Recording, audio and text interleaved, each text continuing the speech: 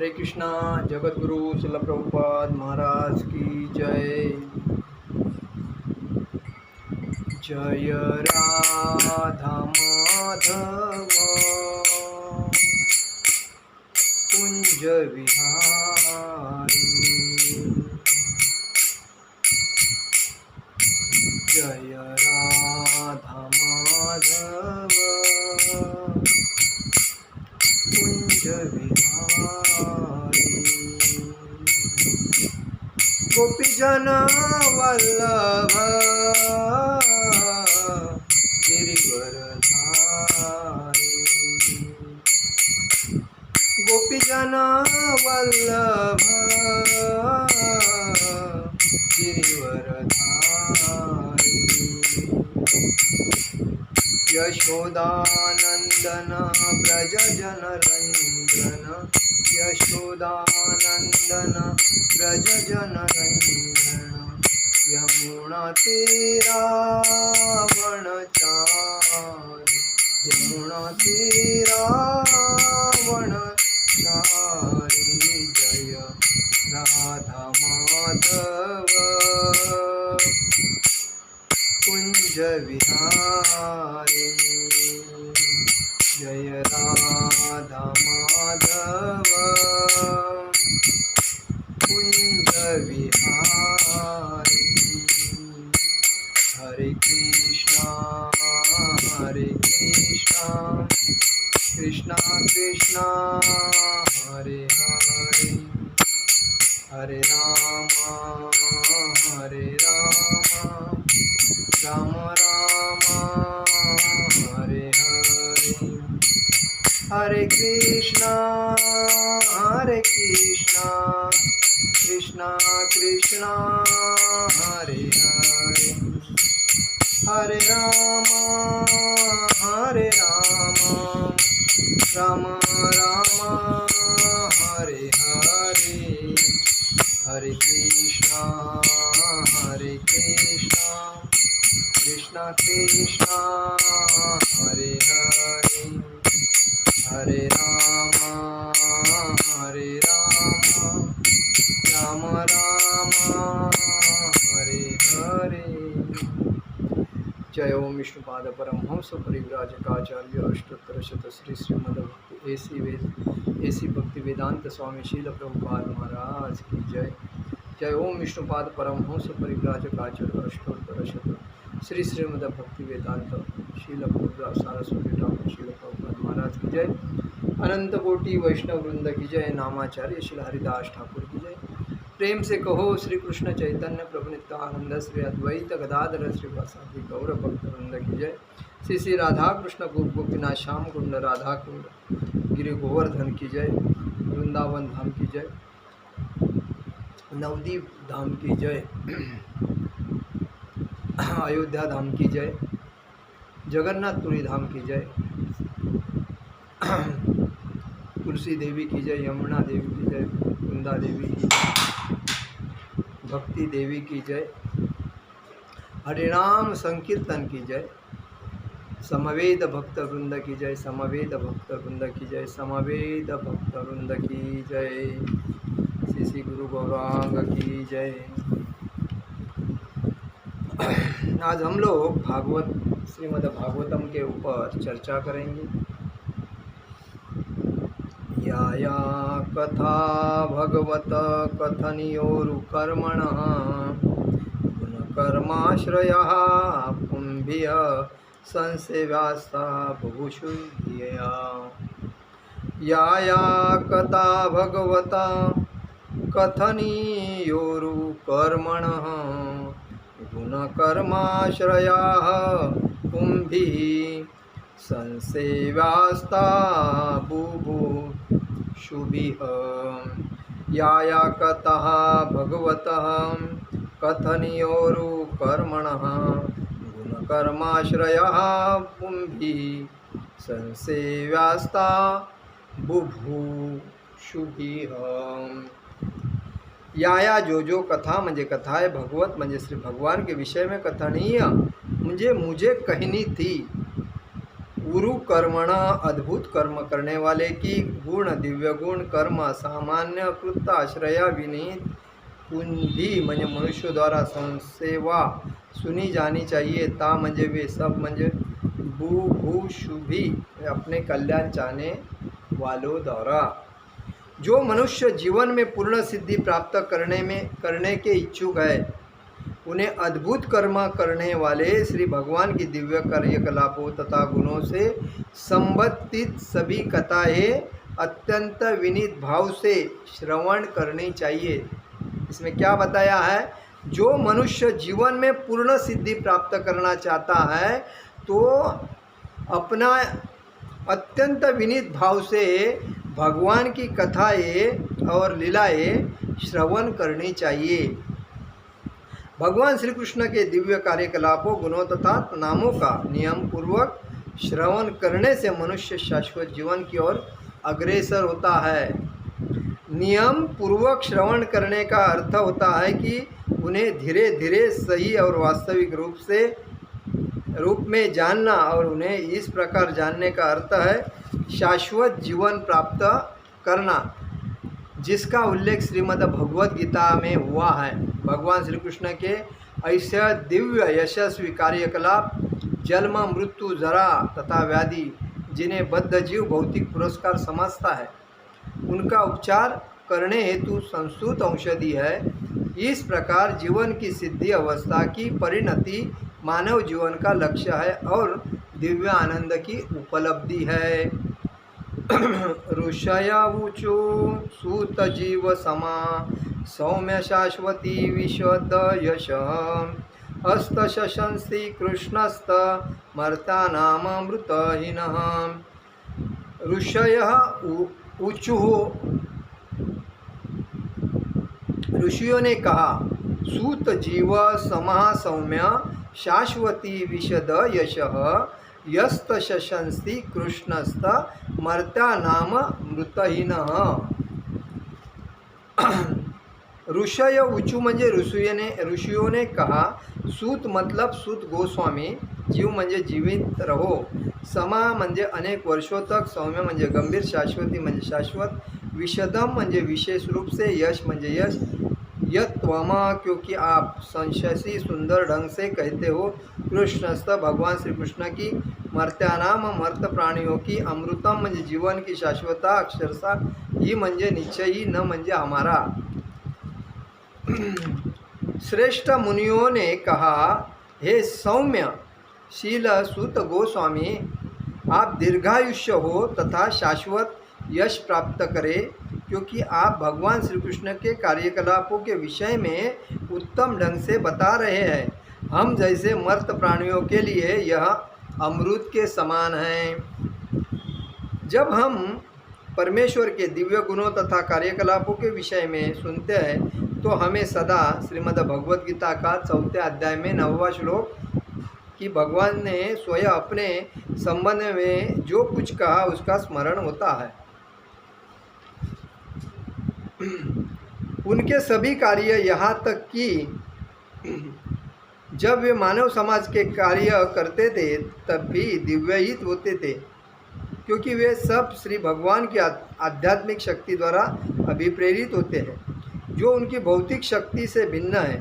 जैसा कि श्रीमद् भगवद गीता में कहा गया है कि ऐसे कार्य दिव्यम कहलाते हैं। इसका अर्थ यह हुआ कि वे सामान्य जीवों की तरह भौतिक शक्ति के वश में रहकर कार्य नहीं करते हैं और जन्म नहीं लेते हैं, न ही उनका शरीर सामान्य जीवों के शरीर के समान भौतिक होता है, न ही परिवर्तनशील होता है। चाहे श्री भगवान से या किसी प्रामाणिक सूत्र से जो व्यक्ति इस तथ्य को समझ लेता है वह इस वर्तमान शरीर को त्यागने के पश्चात पुनः जन्म नहीं लेता।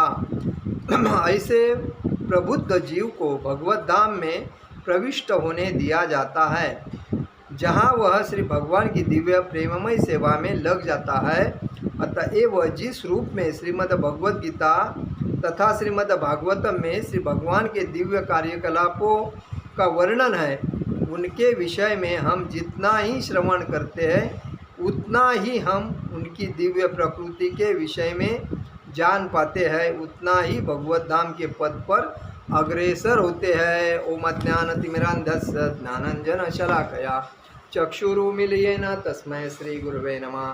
श्री चैतन्य मनोभीष्टं स्थापितेन भूतले स्वयं रूपकदा महं ददाति स्वपदान्तिकं। वन्देह श्री गुरुवैष्णवांच साग्रजात सहगण रघुनाथान्वी सावधूत परिजन सहित कृष्ण चैतन्य देव श्री राधा कृष्ण पादान सहगण ललिता विशाखान्वितांच। हे कृष्ण करुणा सिंधु दीनबंधु जगतपते गोपेश गोपिका कांत राधा कांत नमोस्तुते। तप्त कांचन गौरांगी राधे वृंदावनेश्वरी विशुभानुसुते देवी गुरो प्रणमामि हरिप्रिये गुरुवे गौरचंद्राय राधिकाय पदाये प्रदाये कृष्णाय कृष्ण भक्ताय तदभक्ताय नमो नमः। नमो महावदन्याय कृष्ण प्रेम प्रदायते कृष्णाय कृष्ण चैतन्य नामने गौरनिष्वे नमः। जय श्री कृष्ण चैतन्य प्रभु नित्यानंद श्री अद्वैत गदाधर श्रीवासादि गौर भक्तवृंद। हरे कृष्ण कृष्ण कृष्ण हरे हरे हरे राम राम राम हरे। श्री श्री गौर निताई श्री श्री कृष्ण बलराम श्री श्री ललिता विशाखा राधा श्याम सुंदर श्री श्री जगन्नाथ जी सुभद्रा बलदेव जी भगवान की जय। ओम नमो भगवते वासुदेवाय ओम नमो भगवते वासुदेवाय ओम नमो भगवते वासुदेवाय। इस अध्याय में क्या बोला गया है? जो मनुष्य प्राणी जो है 84 लक्ष होने के बाद जो इस व्यक्ति को मनुष्य जन्म मिला है, जिस प्राणी को, उस प्राणी ने इस मनुष्य प्राणी 4 लाख योनी है। 4 लाख मतलब 84 लक्ष योनीमध्ये मनुष्य 4 लाख योनी है। तो 4 लाख योनी में अलग अलग प्रकार के मनुष्य होता है, एक तरीके नहीं होते। जब वो मनुष्य सर्व पाप मुक्त होने के बाद जब उसको कोई अगर बोलता है ये भगवान की भक्ति करो अच्छा हो जाएगा, तभी उसका सर्व पाप से मुक्त होने के बाद ही बुद्धि हो जाएगी। उसको भगवान उसको बुद्धि देंगे कि भक्ति करो। अगर उसके जीवन में आगे तकलीफ सहना, आगे कुछ पाप का होना है, आगे कुछ भी होना है, तो उसको भक्ति में आने के लिए वो राजी नहीं रहेगा। क्योंकि नियति का अभी हिसाब बाकी है ना। तो नियति का जो हिसाब पूरा होने के बाद जब साफ नियति उसका कर्म करती है, एकदम क्लीन हो जाता है, तभी उसको भक्ति की याद आएगी।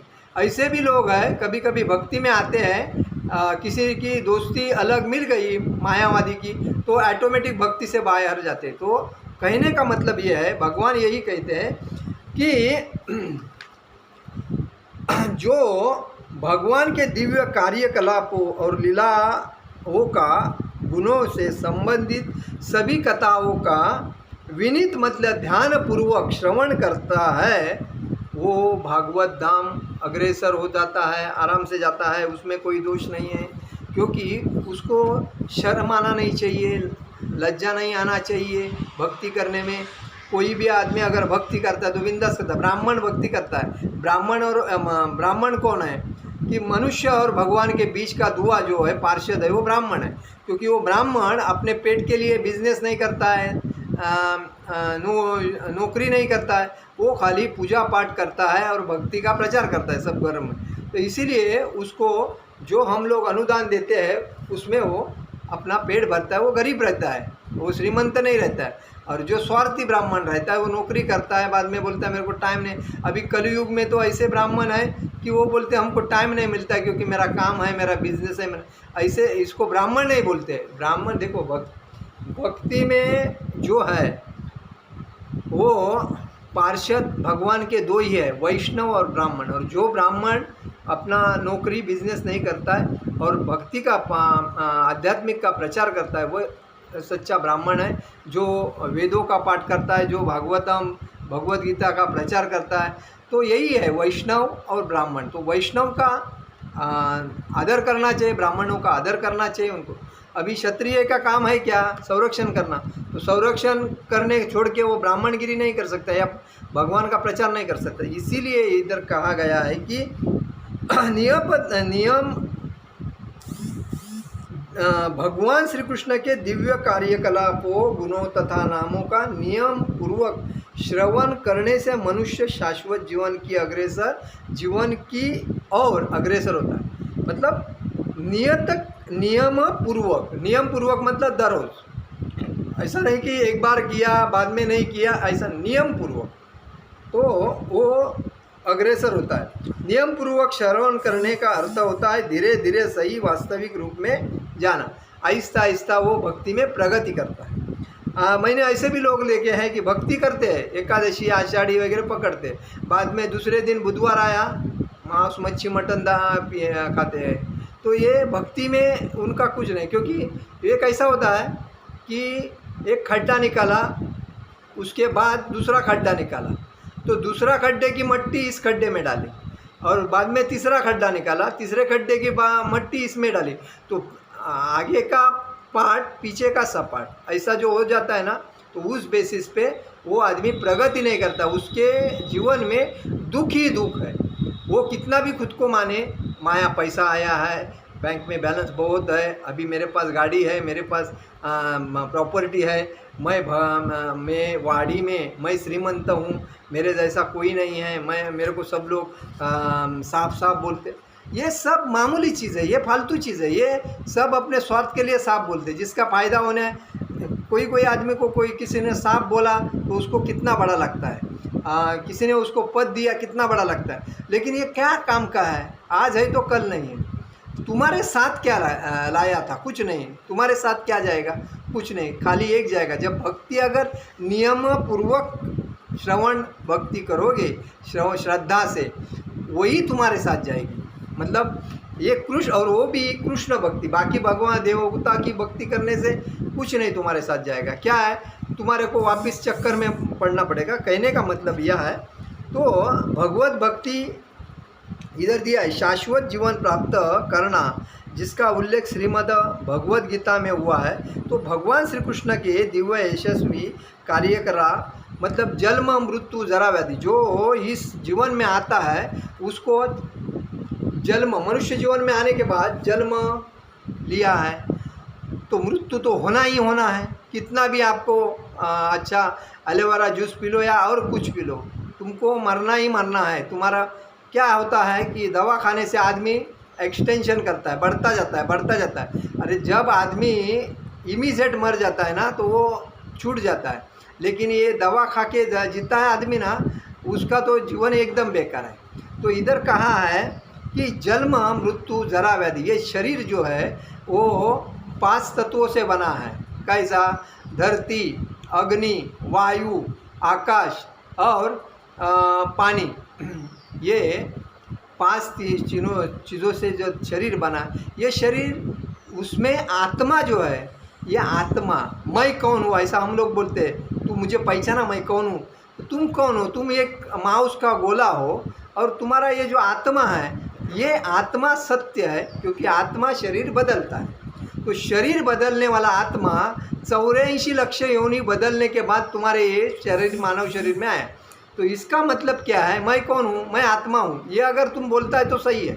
मैं कौन हूँ, मैं मिनिस्टर हूँ, मैं अध्यक्ष हूँ, मैं सेक्रेटरी हूँ, मैं घर का मालिक हूँ, मैं पंत, ये ऐसे जो चीज़ है, मैं अधिकारी हूँ, ये जो बोलता है, ये एकदम महामूर्ख की बात है। वो 4 दिन का पद है, आज है, तुम्हारा काम सही है तो 4 दिन ज़्यादा मिलते हैं, अगर तुम्हारा काम सही नहीं है तो उसके बाद तुमको डिच्चू देते हैं, दूसरे को बिठाते, तुम्हारा फ़ायदा क्या हुआ।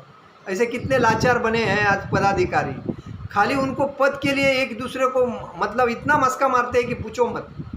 मेरे को एक दिन, मैं एक आश्रम में गया था, तभी मैं आते ही मेरे को देख के उन्होंने क्या बोला, प्रभु जी आपको एक पद देंगे। मैं बोला भाई साहब मुझे पद भी कुछ नहीं चाहिए, दुनिया का सब अच्छा अभ्यास करके इधर आया हूँ, खाली भक्ति करूँगा, बाकी कुछ नहीं करूँगा। भक्ति सेवा प्रचार यही मेरा तत्व है और मैं वो करूँगा। बाकी मेरे को तुम पैसा दे और वो भी फ्री करूँगा, कोई पैसे की अपेक्षा नहीं। लेकिन ये ही बात करने के लिए आदमी क्या बोलते हैं, अरे फ्री करेगा तो बाल बच्चे क्या करें, बाल बच्चे को हाथ पैर भगवान ने दिए, कमाएंगे खाएंगे, मैं काय को बना के रखूँ। मैंने जितना करना था उनके लिए कर दिया। अगर मेरे जैसे अगर सबकी अगर मेंटेलिटी हुई तो दुनिया अलग से ही चलेगी, क्योंकि हर आदमी को समझना चाहिए कि हमारा फर्ज है, बच्चा संसार करो, संसार के बाद 50 साल के बाद, प्रभुपाद जी ने कहा है 50 साल के बाद हर आदमी ने वानप्रस्थ मतलब सन्यासी ब्रह्मचारी गृहस्थ आणि वानप्रस्थ। तो गृहस्थ होने के बाद आदमी ने 50 साल के बाद 50 साल के बाद वानप्रस्थ में आना चाहिए। कहा तो कोई मंदिर ज्वाइन करना चाहिए, किधर भी, घर में नहीं, औरत बाल बच्चों में नहीं रहना चाहिए। अगर वो बाल बच्चों में रहता है तो उसका वैल्यू फिनिश। तो उसने वो करेगा तभी उसको इज्जत भी मिलेगी और अच्छा भी, उसकी भक्ति भी होगी। क्योंकि हर आदमी जन्म से लेके मृत्यु तक जिस दिन जन्म होता है उस दिन से वो मृत्यु की तरफ चलता जाता है। क्योंकि जन्म और मृत्यु ये भाई भाई है। तो आज नहीं तो कल जन्म जिसका हुआ वो मृत्यु होना ही है। भले आज नहीं हो तो लास्ट में होएगा। ये एक तो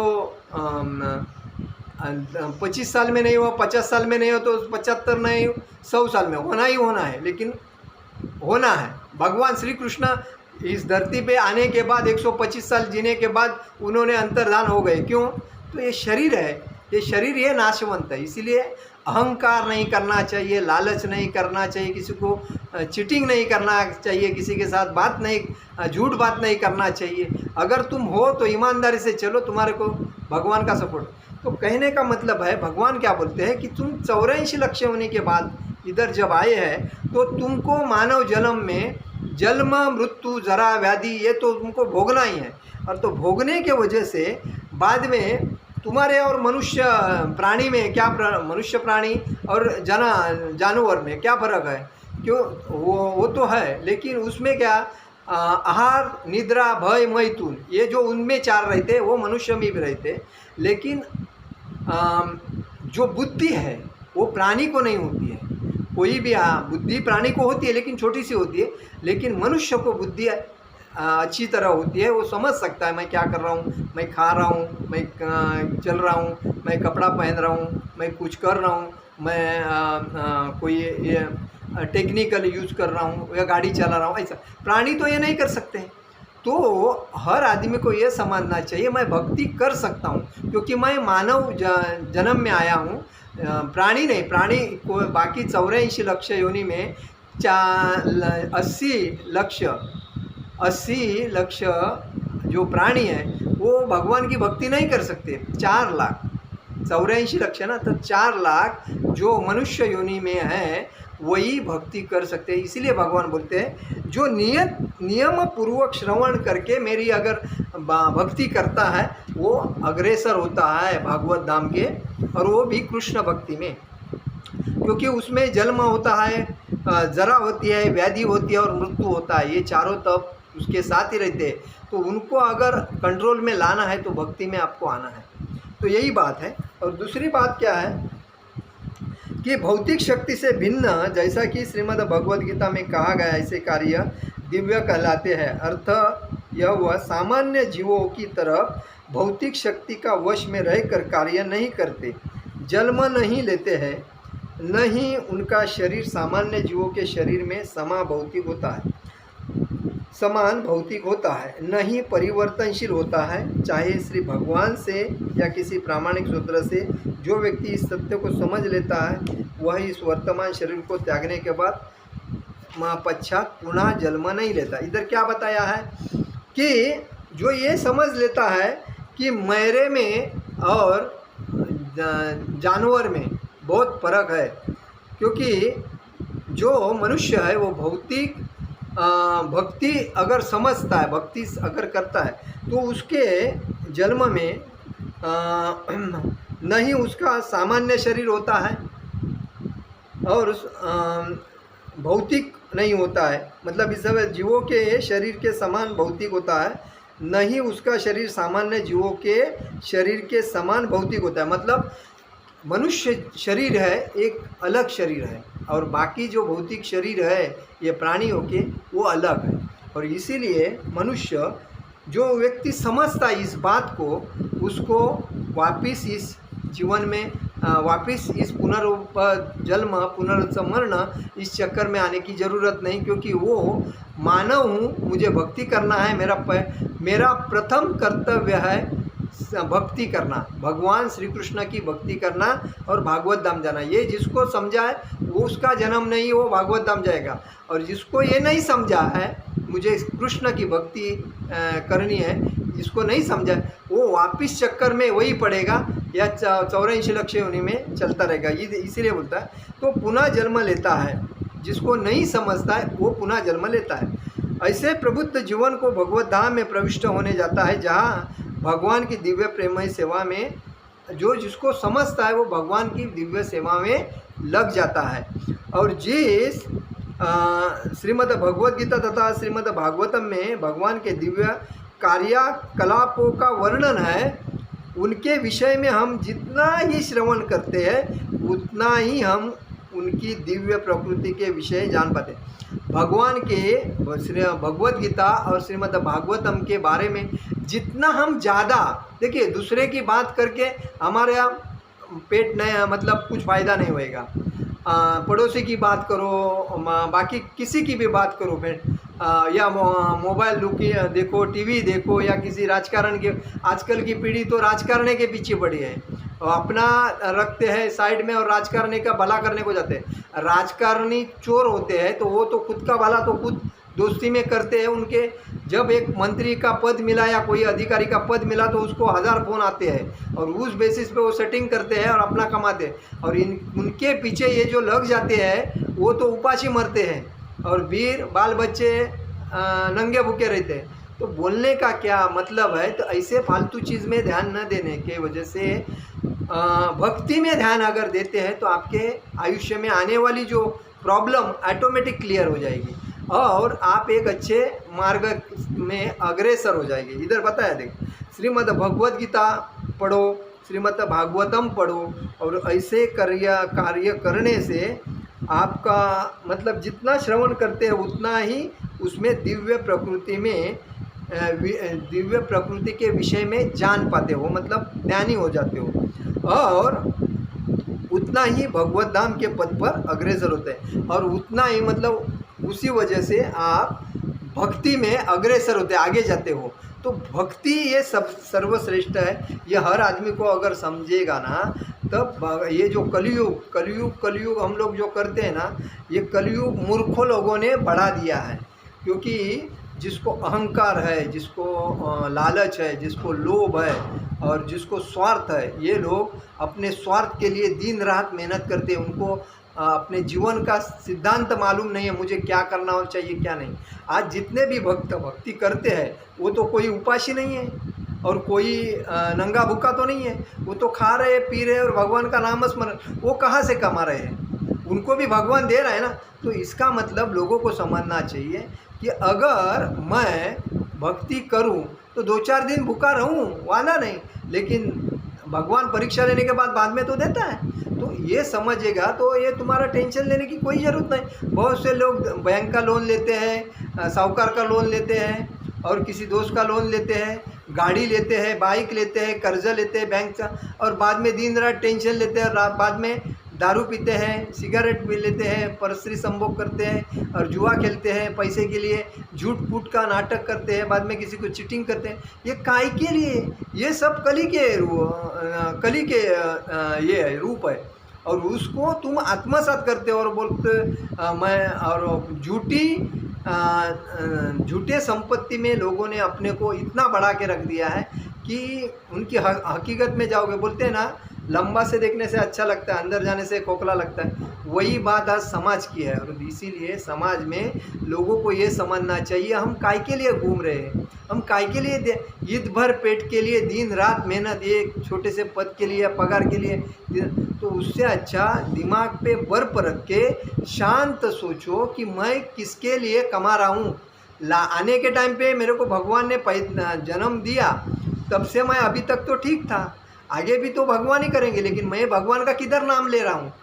मेरे को जो चिट्टर आदमी है उसकी मैं पीछे भाग रहा हूँ दिन रात, तो मेरा कितना भला होएगा? कुछ नहीं होएगा। 4 दिन भला होएगा, बाद में ऐसा। तो ये समझना चाहिए लोगों को। उसके बाद जब मैं आया हूँ भगवान का दास बन के, तो मेरी भगवान की सेवा करना मेरा फर्ज है। ये जिस आदमी को समझेगा उसका लाइफ सुधर जाएगा, वरना पुनरस जन्म पुनरस मरण करके उस चक्कर में फंस के अपने परिवार के जीवन में टेंशन में लेते रहेंगे और बाद में अपना आयुष्य खराब करेंगे। कहने का मतलब है अभी भी आप लोग सुधर जाओ, संभल जाओ और भगवान श्री कृष्ण के भक्ति में आ जाओ। अपना जीवन का अनमोल ये जो जीवन है उसका सार्थक बनो। हरे कृष्णा कृष्ण कृष्ण हरे हरे, हरे राम राम राम हरे हरे। जगत गुरु शिल प्रभुपाद महाराज की जय। परम पूज्य लोकनाथ स्वामी महाराज की जय। निताय गौर प्रेमानंदे। हरि हरि बोल।